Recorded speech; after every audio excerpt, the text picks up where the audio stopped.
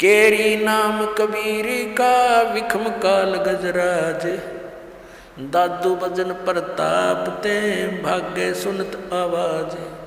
पल एक नाम कबीर का दादू मन चितलाए, हाथी के असवार को स्वान काल नहीं खावे।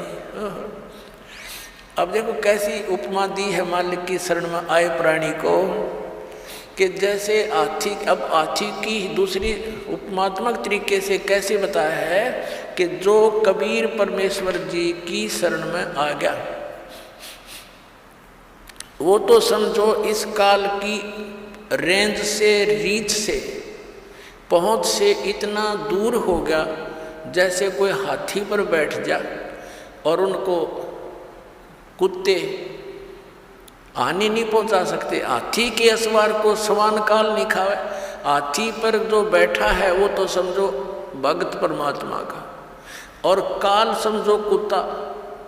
अब हाथी पर बैठे हुए व्यक्ति को कुत्ता कोई हानि नहीं पहुंचा सकता। तो ये काल तो इतना, काल की रेंज से, काल की पहुंच से आप इतने बार हो गए, जानबूझ के हाथी तो नीचे गिर जाओगे तो कुत्ता पिंडी पाड़ेगा तुम्हारी, और जब उससे नीचे नहीं उतरे तो कुत्ता कुछ नहीं कर सकता।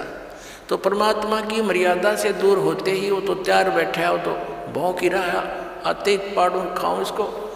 तो ये उदाहरण देना चाहते हैं दादू साहब जी। पल एक नाम कबीरी का दादू मन चितलाए, अस्थि के असवार को ये स्वान काल नहीं खावे।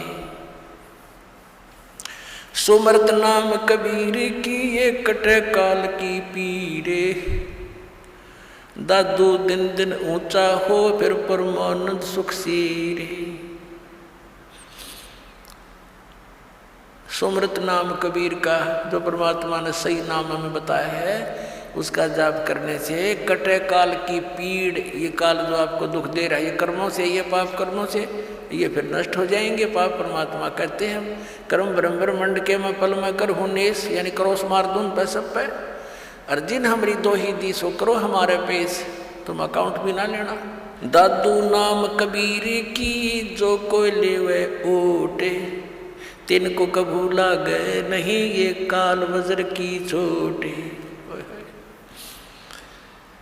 अपने आत्मा इतने समर्थ की शरण मिल गई हमारे को, और ये इतने गवाह भगवान के,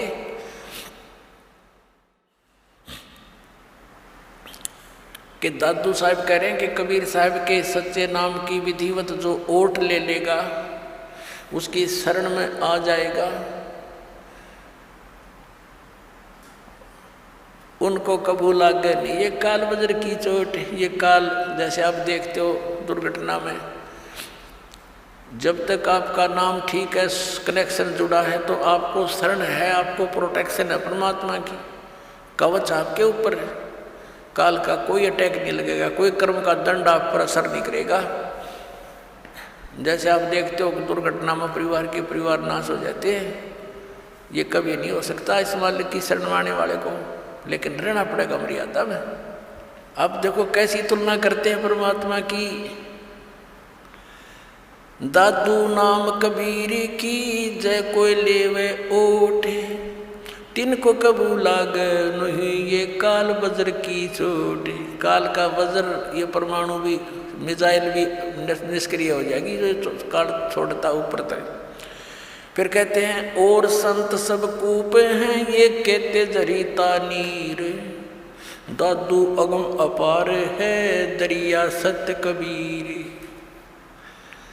दादू साहब जी कैसी बढ़िया तुलना करते। और संत सब कूप हैं, जैसे छोटे मोटे संत हैं, कोई जिन देवताओं को तुम पूजते हो, ये तो ऐसे समझ लो कोई तो कुएं का जल है, कोई जरीता नीर, कोई छोटा मोटा झरना कुछ क्षेत्र में काम कर रहा है। और दादू अगम अपार है ये दरिया सत कबीर। दरिया, परमात्मा को तो दरिया जानो, और दरियाओं में भी उत्तम जल वाली दरिया, वो कभी उसका जल समाप्त ही नहीं होता। और अन्य जो छोटे मोटे चमत्कार अन्य भी बता देते हैं, वहाँ से मुझे ये लाभ हो गया, वहाँ से ये लाभ हो गया। कहते और संत सब कूप हैं, कुएं हैं, वो केवल जल ही ग्रहण करा सकते हैं, खेत सिंचाई में काम नहीं दे सकते। फिर पानी से काम चले, खेती भी करनी पड़ेगी उसको उसकी भी आवश्यकता पूर्ति हो, तभी जीवन पूरा सफल हो। तो यहाँ कहते हैं और संत सब कूप हैं, कहते जरीता नीर, झरने से हैं छोटे मोटे काम चला रहे हैं। और दादू अगम अपार है ये दरिया सच कबीर, यानी यहाँ भी आपने सुखी रखेगा जैसा यहाँ का सुख है, और फिर सतलोक लेके जाएगा, सारे काम सारेगा।